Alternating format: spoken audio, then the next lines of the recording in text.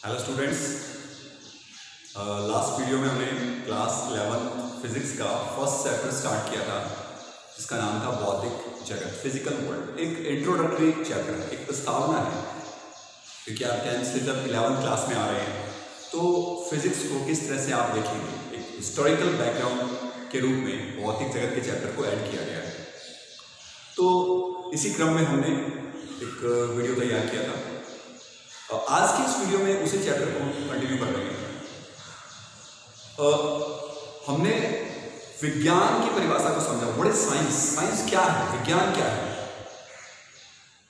इसी क्रम में अगर हम विशेष तौर पर फिजिक्स को समझें, भौतिक विज्ञान को समझें, तो फिजिक्स जो शब्द लिया गया है वो ग्रीक भाषा के किसी एक शब्द से लिया गया है और उस शब्द का जो अर्थ है उसका है नेचर, प्रकृति, यानी उसका नाम क्या है, प्रकृति।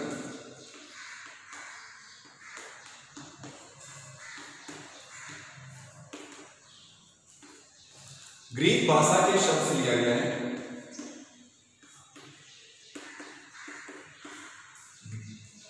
और फिजिक्स जिस भाषा से प्राप्त हुआ वो ग्रीक भाषा के किसी वर्ड से हुआ है और उसका अर्थ है प्रकृति या नेचर। तो आप समझ सकते हैं फिजिक्स प्रकृति के बारे में आपको जानकारी देती है। फिजिक्स में हम फिजिकल वर्ल्ड को समझते हैं। तो यहां पर इस सब्जेक्ट का नाम ही नेचर है, ये आपको बताने का प्रयास किया गया है।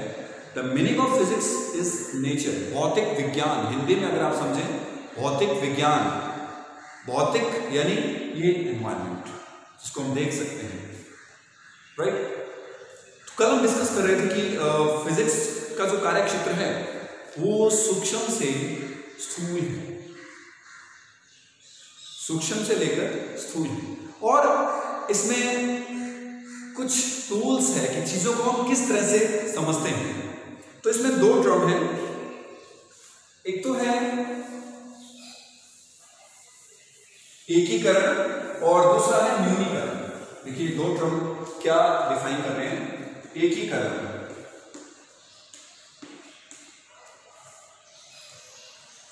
फिजिक्स में अगर हम नियमों को समझें तो एक नियम जो है वो बहुत सारी घटनाओं की व्याख्या करता है, ये एकीकरण है।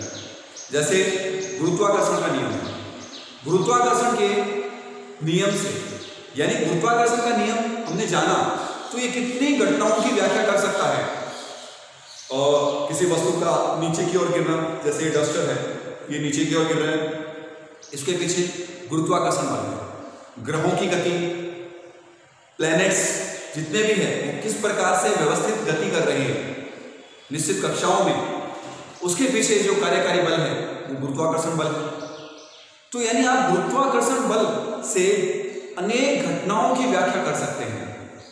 तो भौतिकी का एक महत्वपूर्ण भाग है एकीकरण। एक नियम, एक हम ऐसा नियम सेट करते हैं, एक ऐसे नियम की संकल्पना करते हैं जो बहुत सारी घटनाओं की व्याख्या करता है। और वो नियम ऐसा नहीं है कि किसी एक निश्चित क्षेत्र में ही कार्यरत होगा। नियमों की संरचना इस प्रकार से की जाती है कि वो संपूर्ण यूनिवर्स में वैध है, यानी उनकी वैलिडिटी एक निश्चित स्थान पर ही ना हो। ये भौतिकी का सबसे महत्वपूर्ण गुण है, क्योंकि भौतिकी का जो कार्य क्षेत्र है वो इनफाइनाइट है।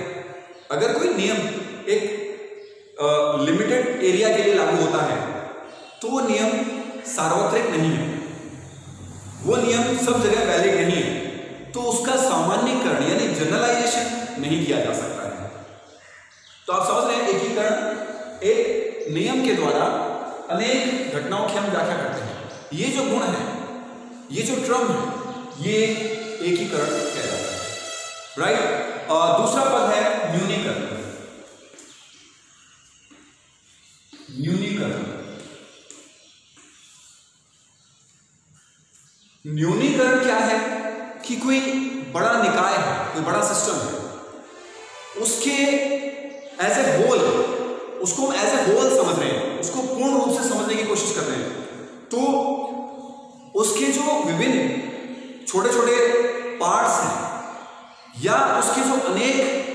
प्रॉपर्टीज हैं उनको हम स्थूल निकाय के पदों में व्यक्त करें, यानी स्थूल निकाय की जानकारी हमें छोटे छोटे पार्ट से प्राप्त हो।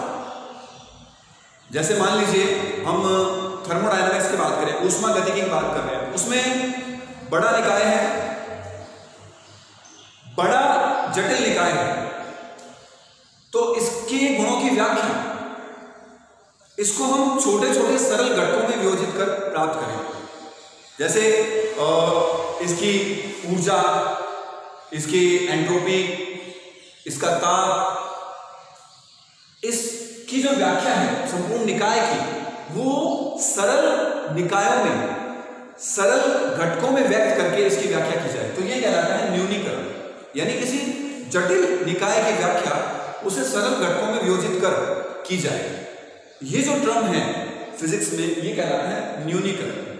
तो ये एक तरह से हम फिजिक्स में बार बार यूज करते हैं, और आप अपने सिलेबस में भी देखेंगे कि कोई बड़ा निकाय है, उसको हम पार्ट्स में डिवाइड कर देते हैं, फिर उसका हम इंटीग्रेशन कर देते हैं, और एज ए होल जानकारी हमें प्राप्त हो जाती है। तो ये जो टर्म है वो कहलाता है न्यूनीकरण। एकीकरण हम पढ़ चुके हैं। तो ये फिजिक्स के दो इंपॉर्टेंट कैरेक्टर हैं जो आपको हर जगह आपको नजर आएगा, हर चैप्टर में आप इन चीजों को महसूस करेंगे, राइट?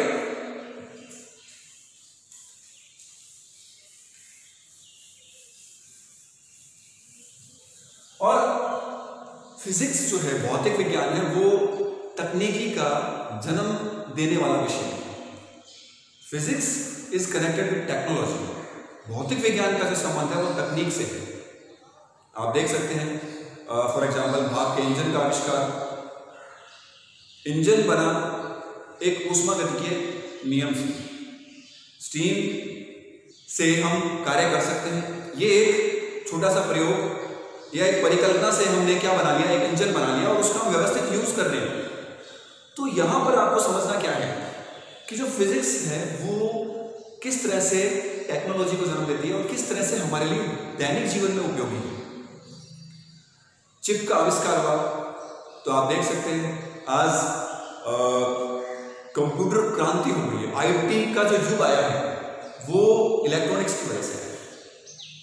रिडक्शन हुआ है साइज, उपकरणों के जो साइज है बहुत छोटे हो गए हैं, वो ये फिजिक्स से ही संभव हो पाया है। तो फिजिक्स तकनीकी का जन्मदाता है, ये आपको समझना है। और ये ज्ञान किस प्रकार से अप्लाई किया गया है, भौतिक विज्ञान का जो ज्ञान है उसको अगर हम अप्लाई करें वो तकनीकी है, टेक्नोलॉजी है। तो फिजिक्स और टेक्नोलॉजी का आपस में अंतर संबंध है। जितने भी आप देख रहे हैं आज नए inventions, different inventions, unexpected inventions, वो सब फिजिक्स की वजह से ही संभव हो पाए। और अल्टीमेटली इसके पीछे जो रीजन है वो ह्यूमन एफर्ट्स का है, मानव का पुरुषार्थ भी।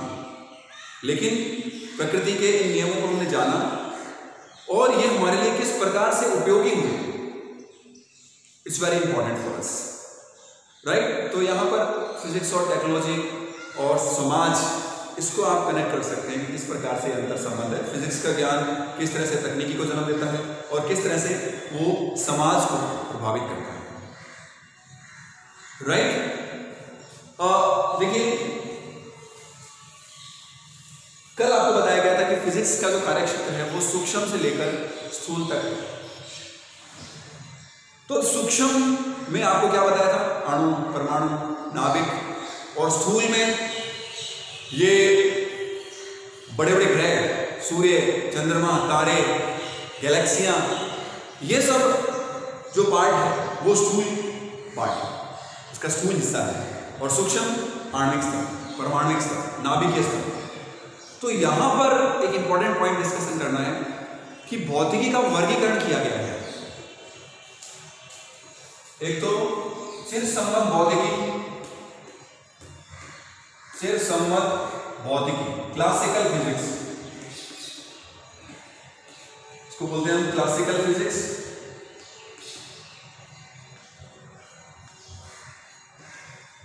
और एक है क्वांटम फिजिक्स, क्वांटम भौतिकी।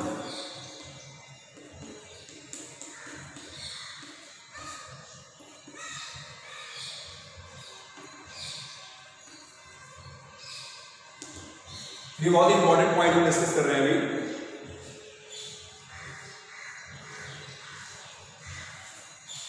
अगर हम समझें, ये भौतिकी का एक नवीन विषय, दोनों ही भौतिकी है, फिजिक्स है, परंतु हम यांत्रिकी की बात करें तो वो चिरसम्मत भौतिकी का हिस्सा है। तो क्लासिकल फिजिक्स में या चिरसम्मत भौतिकी में स्थूल जो विषय है, जैसे गैलेक्सीज, गुरुत्वाकर्षण बल, ग्रहों का अध्ययन, ये सब क्लासिकल भौतिकी का हिस्सा है, चिरसम्मत भौतिकी का हिस्सा है। यानी भौतिकी की वो शाखा जिसमें हम स्थूल पिंडों का अध्ययन करते हैं, तो उसे हम कहते हैं चिरसम्मत भौतिकी, स्थूल स्तर पर लागू होती है।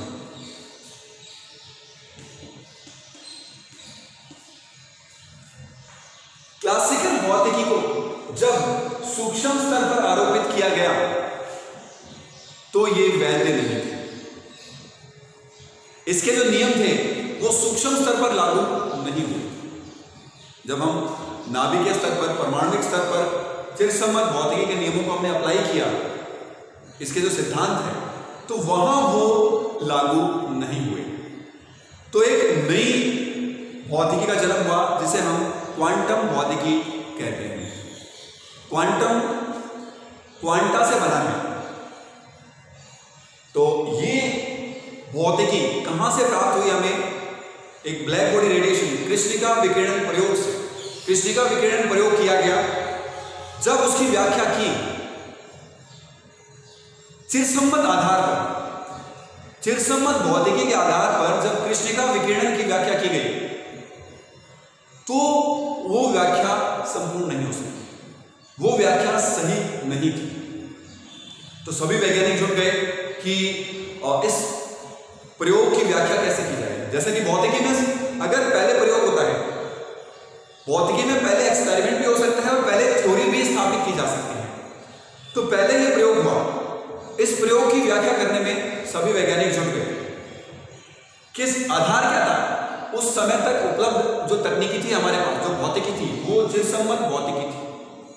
तो चिरसम्मत भौतिकी के द्वारा ब्लैक बॉडी रेडिएशन, कृष्णिका विकिरण की व्याख्या नहीं की जा सकी। तो सभी वैज्ञानिकों ने सोचा और इस विषय में विचार किया। तो प्लांक ने सबसे पहले इस पर विचार किया और उनका जो कहना था कि जो विकिरण है, विद्युत चुम्बकीय विकिरण, यानी जो कृष्णिका वस्तु है वो विकिरणों को अवशोषण कर रही है पहले, फिर वो उत्सर्जित कर रही है, तो उसका जो इंटरेक्शन है वो सतत न होकर विविक्त है, वो कंटिन्यूअस नहीं है, वो पैकेट्स के रूप में, पैकेट्स ग्रहण कर रहा है, पैकेट्स के रूप में अवशोषण हो रहा है। ये सर्वप्रथम हमें पता लगा। फिर उन्होंने उसके अनुसार मैथ्स तैयार की, सिद्धांत तैयार किया और वो सिद्धांत पूर्ण रूप से कृष्णिका विकिरण की व्याख्या करने में सफल हुआ। वहां से एक नई भौतिकी का जन्म हुआ जिसे हम क्वांटम भौतिकी कहते हैं और ये सूक्ष्म स्तर पर लागू होती है। सूक्ष्म स्तर पर क्वांटम भौतिकी ही लागू होती है और इसको अगर हम सामान्यीकरण करें, इसका अगर हम जनरलाइजेशन करें तो इसको क्लासिकल में कन्वर्ट कर सकते हैं, परंतु सूक्ष्म स्तर पर यह लागू नहीं है। तो आप कह सकते हैं चिरसम्मत भौतिकी क्वांटम भौतिकी का एक विशेष रूप है, विशेष फॉर्म है। ब्रॉड भौतिकी में से चिरसम्मत भौतिकी ये है, क्वांटम भौतिकी का एक हिस्सा है चिरसम्मत भौतिकी। क्यों? क्योंकि ये केवल स्थूल स्तर पर ही लागू होती है। राइट? तो ये समझना बहुत इंपॉर्टेंट है, चिरसम्मत भौतिकी की वैधता कहां है और क्वांटम भौतिकी की वैधता कहां है।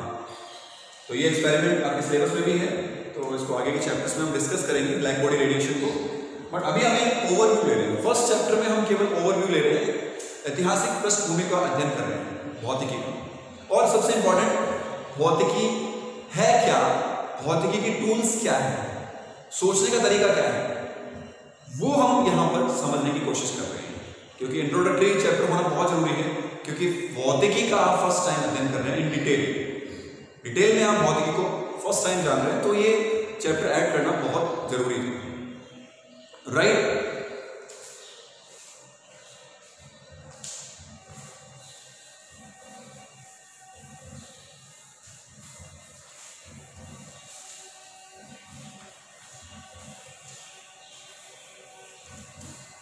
अब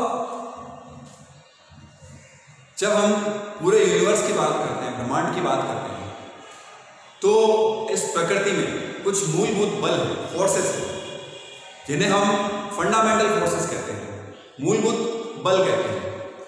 तो उनका हम अध्ययन कर रहे हैं अभी, मूलभूत बल, फंडामेंटल फोर्सेस।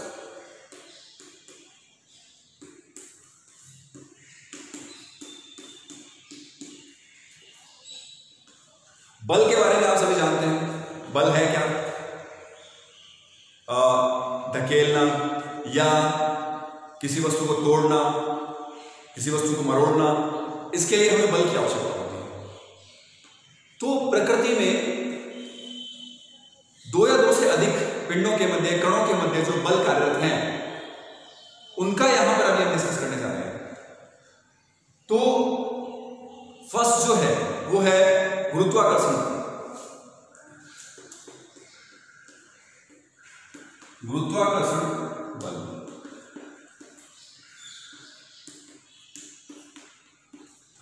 सबसे अधिक दुर्बल बल है ये, परंतु बहुत ही इंपॉर्टेंट है। पूरे यूनिवर्स को व्यवस्थित रूप से संचालित करने में इस बल का बहुत बड़ा सहयोग है। यही बल उसके पीछे कार्य करता है। क्या है यह बल?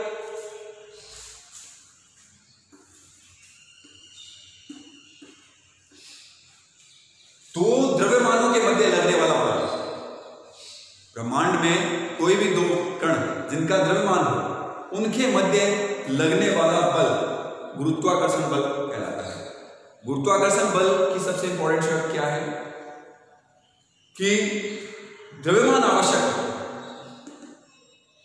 कणों का द्रव्यमान आवश्यक है। अगर दो पिंडों का द्रव्यमान है और वो किसी दूरी पर स्थित हैं, तो उनके मध्य गुरुत्वाकर्षण बल लगता है, ग्रेविटेशनल फोर्स लगता है। और गुरुत्वाकर्षण ये सदैव आकर्षण का ही बल है। m1 द्रव्यमान m2 द्रव्यमान को आकर्षित कर रहा है, m2 द्रव्यमान m1 द्रव्यमान को आकर्षित कर रहा है। क्लियर? ये वस्तु नीचे की ओर ही जाएगी, क्यों कि ये पृथ्वी इसको आकर्षित कर रही है। जितना अधिक द्रव्यमान होगा, आकर्षण की क्षमता उतनी ही ज्यादा होगी। गुरुत्वाकर्षण जो गुण है वो वस्तु के द्रव्यमान से संबंधित है। वस्तु का जितना अधिक द्रव्यमान, उसकी खींचने की क्षमता अन्य वस्तुओं को उतनी ही अधिक होती है। और यह बल सदैव आकर्षण का बल है, और इसकी जो सीमा है वो अनंत दूरी तक ये कार्यरत है। सबसे अधिक दुर्बल बल है, सबसे अधिक वीक फोर्स है नेचर में, परंतु गवर्न करता है पूरे यूनिवर्स, पूरे ब्रह्मांड, राइट?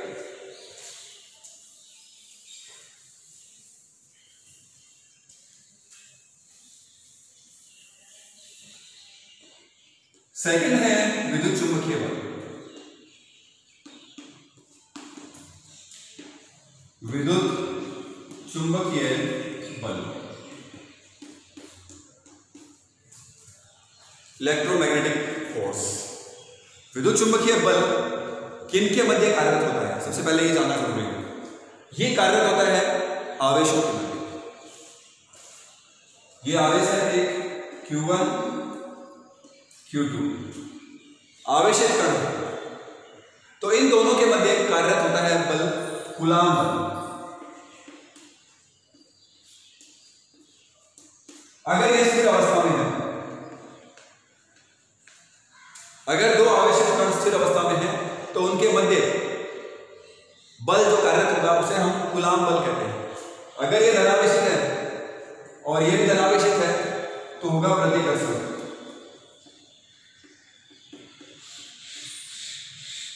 अगर एक धनावेशित है और एक ऋण आवेशित है तो होगा आकर्षण। धनावेश और ऋण आवेश के मध्य क्या होगा? आकर्षण होगा। धनावेश धनावेश या ऋणावेश ऋणावेश के मध्य प्रतिकर्षण होता है, यानी समान आवेशों के मध्य प्रतिकर्षण होगा और विपरीत प्रकृति के आवेशों के मध्य आकर्षण होगा। करेक्ट? परंतु यहां हमने लिखा है विद्युत चुंबकीय बल, ये तो केवल विद्युत बल है, चुंबकीय भी ऐड किया है। अब अगर आवेश गतिशील है, आवेश अगर गतिशील है तो वो उत्पन्न करता है चुंबकीय प्रभाव। आवेश की गतिशीलता चुंबकीय प्रभाव को उत्पन्न करती है। विद्युत धारा का चुंबकीय प्रभाव आपने 10th क्लास में पढ़ा है। गतिशील आवेश क्या है? धारा, और वो क्या उत्पन्न करेगा? चुंबकीय क्षेत्र। और उस चुंबकीय क्षेत्र में कोई अन्य आवेश आता है तो उस पर बल कार्यरत होता है, चुंबकीय बल। तो इसलिए हमने विद्युत चुंबकीय बल एक साथ लिखा है। अगर आवेश गतिशील है तब जो बल कार्यरत होगा वो विद्युत चुंबकीय बल होगा, क्योंकि आवेशों के कारण भी बल लगेगा, गतिशीलता के कारण भी बल लगेगा। तो इसलिए हम दोनों को अलग अलग नहीं कर सकते। कूलाम बल केवल स्थिर अवस्था के लिए जो लागू होता है उसे हम कूलाम बल कहते हैं, राइट? गतिशीलता से संबंधित जो बल है वो विद्युत चुंबकीय बल कहलाता है। और ये बल गुरुत्वाकर्षण बल से 10 की पावर 36 गुना अधिक प्रबल है। आप देख सकते हैं गुरुत्वाकर्षण बल कितना अधिक दुर्बल है इसकी तुलना में। 10 की पावर 36 गुना अधिक स्ट्रॉन्ग है। यानी अगर एक गुरुत्वाकर्षण है तो 10 की पावर 36 विद्युत चुंबकीय बल। और विद्युत चुंबकीय बल की जो परास है वैसे तो अनंत दूरी तक है, लेकिन अगर इसका जो प्रभाव है मुख्य रूप से वो आणविक परमाणु दूरियों के लिए ही, आणविक परमाणु दूरियों में ही इसका प्रभाव अधिक प्रेक्षित होता है, क्योंकि आवेशित कणों की मध्य दूरी अधिक होगी तो प्रभाव लगभग शून्य होता है। तो ये था विद्युत चुंबकीय बल। तो अगर आप देखें जैसे दो आवेशित कण हैं जिनके द्रव्यमान भी हैं Q1 Q2, क्योंकि कोई भी आवेशित कण है, अगर कोई भी आवेशित कण है तो उनके द्रव्यमान भी होंगे, तो उनके मध्य गुरुत्वाकर्षण बल भी है और विद्युत चुंबकीय बल भी है। तो दोनों चीजें एक साथ एग्जिस्ट कर रही है। तो इस बेस पे हमने कंपैरिजन किया है, तुलना की है कि विद्युत चुंबकीय बल 10 की पावर 36 गुना अधिक प्रबल है।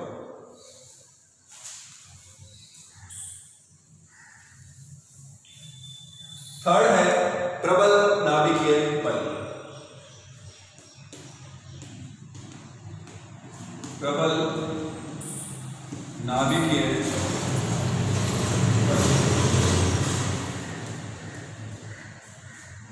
Strong nuclear forces. ये केवल लागू होते हैं नाभिक में, जैसा कि नाम से स्पष्ट है, नाभिकीय बल। आपने देखा होगा नाभिक जो है उसके अंदर जो कण है उसमें न्यूट्रॉन और प्रोटॉन होते हैं। इनकी संख्या कितनी भी हो सकती है, एक से अधिक न्यूट्रॉन और प्रोटॉन का एग्जिस्टेंस तो है साथ में। तो अगर नाभिक में प्रोटॉन है, मान लीजिए 2 प्रोटॉन है, तो यहां पर 2 न्यूट्रॉन है, तो न्यूट्रॉन न्यूट्रॉन के मध्य बल लगेगा, प्रोटॉन प्रोटॉन के मध्य बल, न्यूट्रॉन प्रोटॉन के मध्य, इस प्रकार के पेयर बनते हैं। न्यूट्रॉन प्रोटॉन के मध्य बल लगता है, प्रोटॉन प्रोटॉन के मध्य बल लगता है।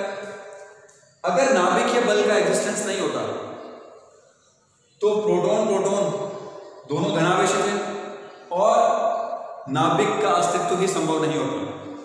इतने कम क्षेत्र में ये दोनों साथ रह रहे हैं जिन पर समान धनावेश है। तो ये कब संभव है? जब प्रबल आकर्षण हो। दोनों अलग जाना चाह रहे हैं लेकिन फिर भी साथ हैं, तो यानी किसी प्रबल बल के द्वारा ये बंधे हुए हैं, प्रबल स्ट्रॉन्ग फोर्सेस के द्वारा बंधे हुए हैं। तो वो बल है प्रबल नाभिकीय बल। और नाभिकीय बल आवेश पर निर्भर नहीं करता है, न्यूट्रॉन न्यूट्रॉन के मध्य, प्रोटॉन प्रोटॉन के मध्य, और न्यूट्रॉन प्रोटॉन के मध्य जो बल है वो समान होगा। एन और एन के मध्य भी उतना ही नाभिकीय बल लगेगा जितना पीपी और एनपी के मध्य लगता है। और नाभिकीय बल की जो परास है वो केवल नाभिक तक ही सीमित है, नाभिक से बाहर कोई भी आकर्षण नहीं होता है। तो ये लगभग परास होती है इसकी 10 की पावर -15 मीटर। तो इसकी जो परास होगी 10 की पावर -15 मीटर, यानी 1 फर्मी तक ही नाभिकीय बलों की रेंज है, उसके बाहर नाभिकीय बल का प्रभाव 0 हो जाता है। तो अत्यल्प परास नाभिकीय बलों की जो प्रॉपर्टी है वो क्या है? वेरी स्मॉल रेंज, अल्प परास में ही ये कार्यरत होते हैं, राइट।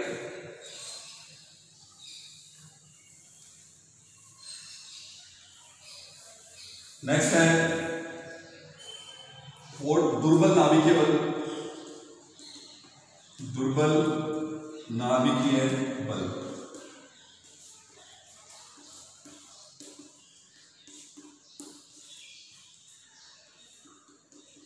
Weak nuclear forces. देखिए कुछ परिघटनाएं ऐसी होती हैं जो दुर्बल नाभिकीय बल से संबंधित है, जैसे बीटा एमिशन में नाभिक से और पॉजिट्रॉन और इलेक्ट्रॉन बाहर निकलता है जब बीटा एमिशन होता है। तो इन घटनाओं से संबंधित जो बल हैं वो दुर्बल नाभिकीय बलों से संबंधित है, यानी वो दुर्बल नाभिकीय बलों से जुड़े हुए थे और उस घटना के पश्चात वो बाहर निकल गए। तो वो प्रबल नाभिकीय बल का हिस्सा नहीं है, वो दुर्बल नाभिकीय बल का हिस्सा है। और ये बल गुरुत्वाकर्षण बल से तो स्ट्रॉन्ग है ही, लेकिन विद्युत चुंबकीय बल और प्रबल नाभिकीय बल से काफी वीक है, करेक्ट। तो ये थे दुर्बल नाभिकीय बल, और प्रकृति में जो फंडामेंटल फोर्सेस है वो 4 है आपके सिलेबस के अकॉर्डिंग।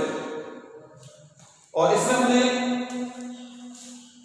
क्या समझा है इस वीडियो में आज की? फिजिक्स का जो नेचर है उसको समझते हुए हमने प्रकृति में पाए जाने वाले फंडामेंटल फोर्सेस को जाना है। तो होपफुली ये वीडियो आपको पसंद आया होगा। और अभी ये इंट्रोडक्टरी वीडियो है, अगर कुछ चीज़ें आपको समझ में नहीं भी आ रही है तो इससे वरीड होने की जरूरत नहीं है, क्योंकि हम अभी जो चीज़ें डिस्कस कर रहे हैं वो आगे के चैप्टर्स में आप पढ़ेंगे, काफ़ी आगे के चैप्टर्स में पढ़ेंगे। और एक हिस्टोरिकल बैकग्राउंड है, ऐतिहासिक पृष्ठभूमि का हम अध्ययन करते हुए आगे बढ़ रहे हैं। तो ये केवल इंट्रोडक्शन है कि फिजिक्स में क्या है, फिजिक्स का गुण क्या है। और अंक भार के रूप में भी अगर देखें तो इसका जो अंक भार है इस चैप्टर का वो ऑलमोस्ट 0 है, इससे संबंधित प्रश्न नहीं आ सकते, क्योंकि ये जस्ट भौतिक विज्ञान की परिभाषा को व्यक्त करता है। ओके, होपफुली ये क्लियर है। और साथ में आप बुक्स में जो कंटेंट दिया गया है चैप्टर 1 में उसको लगातार पढ़ते रहें वीडियोस के साथ। Okay, thank you.